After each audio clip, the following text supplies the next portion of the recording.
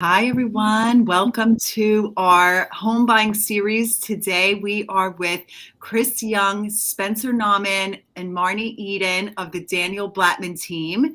We're excited to be talking about shopping, which, in my opinion, is the most fun part of the home buying process. So welcome, everyone. Thank you for joining us. Good morning. Thanks for having us. Yes, we're so happy to have you.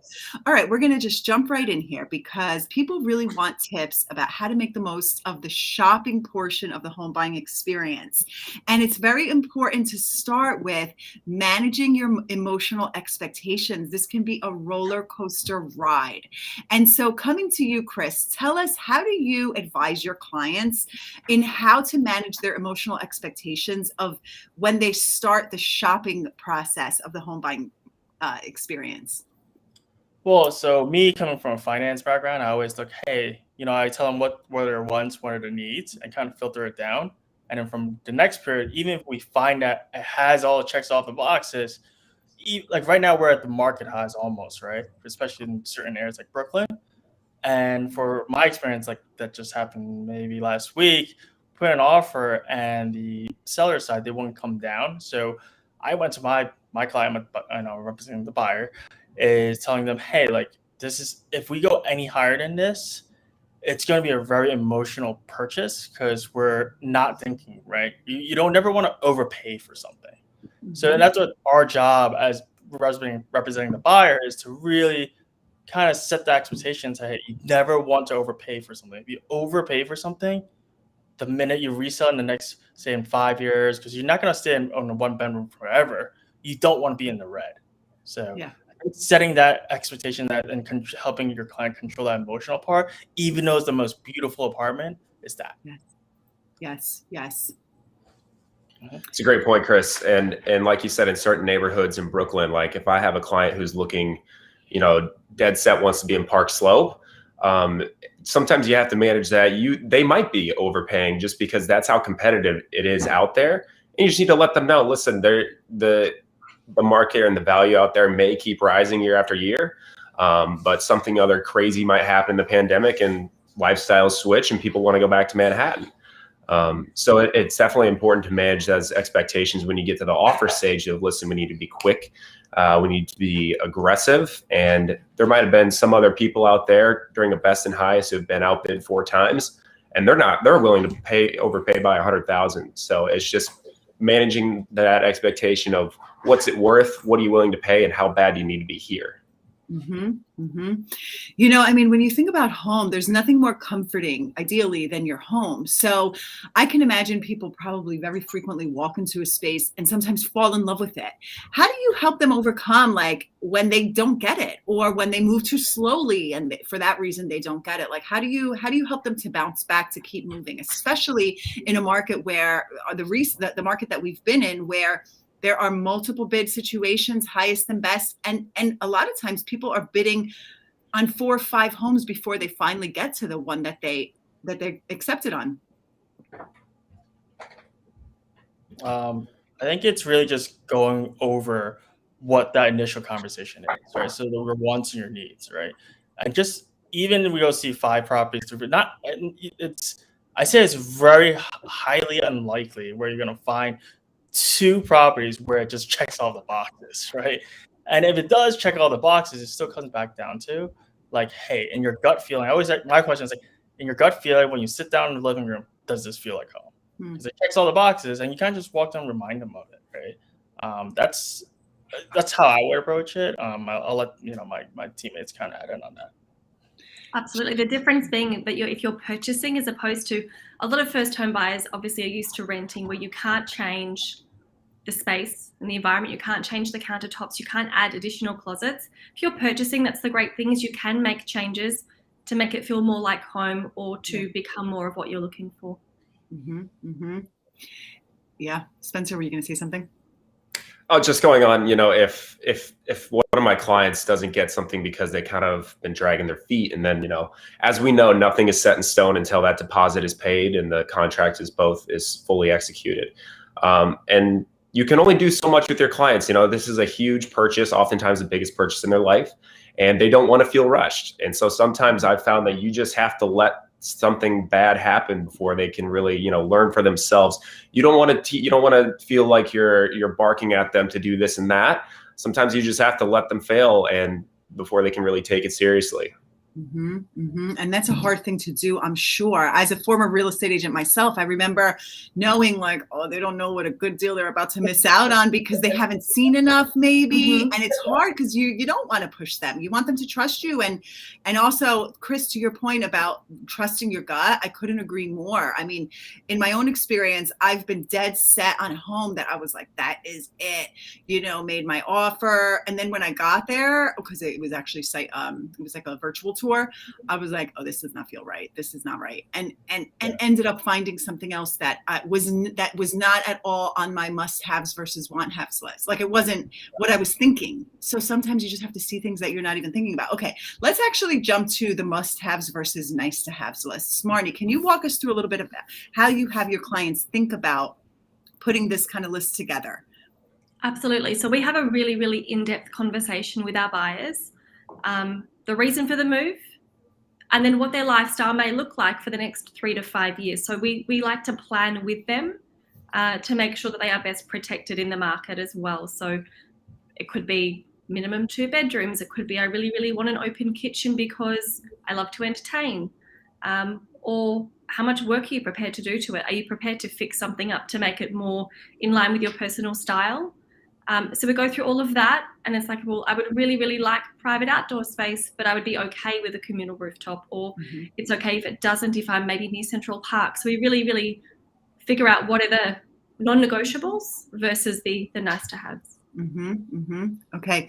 And how important is that? Because I'm assuming you get a lot of people who think they want a lot of stuff at first, but little by little, it kind of filters out based on what they see. Is that what you find?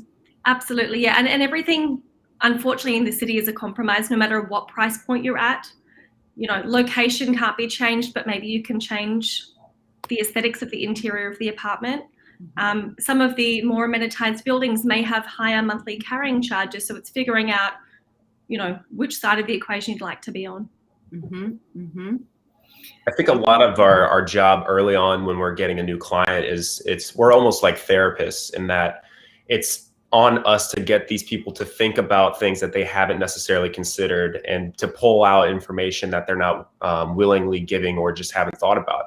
For instance, if somebody tells you, you know, they really care about the neighborhood, they love this location, and then you kind of ask a little bit about their lifestyle, and they say, oh, well, I really don't go out much and I spend a lot more time at home.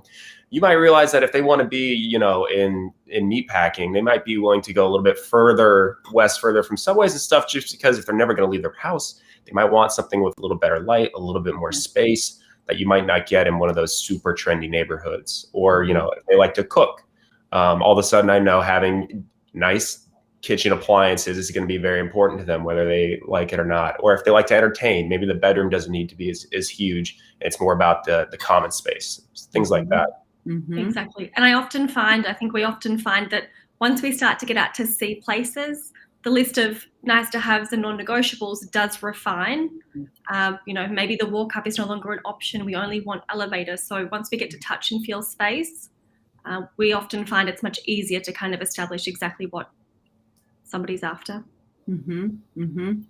Okay, great. And so, you know, obviously every market is somewhat different, but in New York City, there are various property types. And obviously when you're shopping, the property type that you are looking for, it helps impact your buying power. So can you tell us a bit about, you know, what are, how to understand the property types and what kind of buying power you'll have with them? I think we were kind of trained by Daniel to always understand what kind of walk through if like say like a buyer was saying, hey, we're interested in this place. It's just if it's a co-op, we kind of walk them the numbers and say, just to let you know, a co-op, it requires, you know, this amount of percentage of DTI, which is very important in Manhattan. Not many places like Queens and Brooklyn, they vary. Manhattan strictly, I believe, anything has to be below 30% of your DTI. And there's something called post liquidity requirement, which is very important. And you have to walk them through and say, hey, the post liquidity requirement is after closing, you need to show that you have 12 to 24 months of in assets to be actually approved. And you kind of walk them through the numbers. Hey, you need, after closing, you need $65,000 in assets to be approved. Is this okay with you? Yeah. So And that's liquid assets too. A lot of people think that their 401k is going to get them there, and unfortunately, it's just not the case. I think that's really important. It's just co-ops and condo and condo-ops a little bit more like kind of like buying a home. So in terms of those requirements, a little bit less, restrictive. So it's very important to, even though co-ops are cheaper, just remember there's a lot of requirements. So having an agent with you to bring you down, walk you through that process, very important. For sure. Yeah, in New York, we have multiple property types. We have co-ops, condos, condops, multifamily, single-family homes, townhomes, etc. So we walk through all of the financial, requirements and how each of the buildings will qualify a prospective purchaser. Then from there, we can then help establish what buildings may be right for you to, save time on the process as well. New York is really interesting because at least in Manhattan, about 75% of the inventory is co-ops, and which is why the market is in many cases so stable, because the restrictions and the requirements to getting into a co-op are very, very rigid. Like, having 2 years worth of liquid assets. I mean, I don't know. I don't have that. I could tell you that right now, especially after the multiple, maybe hundreds of thousands of dollars you need to purchase in the first place, depending on your price point. So, and what's interesting is though they're still about 20% cheaper than condos, so condos, the restrictions are, they're less rigid. You can often use them as pied-à-terres, which in many cases in co-ops, you can't use them as pied-à-terres. You can't use them as investment properties, rentals, with a tenant, unless you've been there for a couple of years. And then there are restrictions on how long that tenant can stay. So, so that's very important, because you may be like, oh, look at all of these $400,000 studios or one bedrooms. Okay, great. But do you have the money you need in order to get into that building? Yeah, exactly. Yeah. So a lot of the buildings, the rules are set, but there's conversations that we can have to figure out, some buildings allow gifting, some allow co-purchasing. So we really have an in-depth conversation to understand the financial picture of each buyer. And then, it's also lifestyle comes into play in this aspect as well. Timeline is huge, right? Because if somebody thinks that they're going to get this nice spacious condo and live here for a few years, but then maybe, I might move to Texas with everyone else and all my expat LA people and rent it out. There's a lot of rules that people don't always understand with co-ops versus condos. If you want to rent it out as an investment property, your options are going to be limited to condos, because more often than not, co-ops have way more restrictions on that. They have those restrictions. And then it's also, you'll find somebody who has, maybe they're retired and they have millions and millions of dollars in assets, but no actual steady yearly income. Well, that can be a huge problem for a co-op. And all of a sudden they're looking at 75% of the market. And we have to keep telling them, you're going to have trouble with that. We might get 3 months down the line and get a board rejection because they're just much more stringent. So sometimes just the way people's lifestyles are and where they are in life can really limit them to whether it's a co-op or condo. And what's interesting about condops, which really there's only a few hundred in New York City, and they're mostly like in the Upper East Side, on the East Side, is that they operate similar to co-ops. And so the retail space is condo, and it's held by potentially either by the developer or they've sold it. But the residential space is held by a board, and it's the same way that you need a board approval, and it's managed by a board. There might be 3 boards in one building, so that's something else to consider if you do see a condop, if you come across a condop. Okay, well, so for those of you who are not yet familiar with Chris and Spencer and Marnie and Daniel of the Blatman team. You know, such an incredible team. They're one of our top teams at Triple Mint. That's because they get people to the finish line. They get buyers what they're looking for. They get sellers top dollar. So if you are looking to buy and you want to really work with a team that is expert in helping manage your emotional expectations, understanding the property types, and really refining your must-haves versus nice-to-haves, well, I urge you to reach out to Marnie, Spencer, Chris directly, or to Daniel as well, of course. It's a wonderful team. You'd be in very good hands and no doubt find what you're looking for. So I want to thank you all for being with us. It was just a little short intro and important information about going shopping. Thank you all. I hope you have a wonderful day. Thank you, Rosanna. Happy hunting, everyone. Thank you.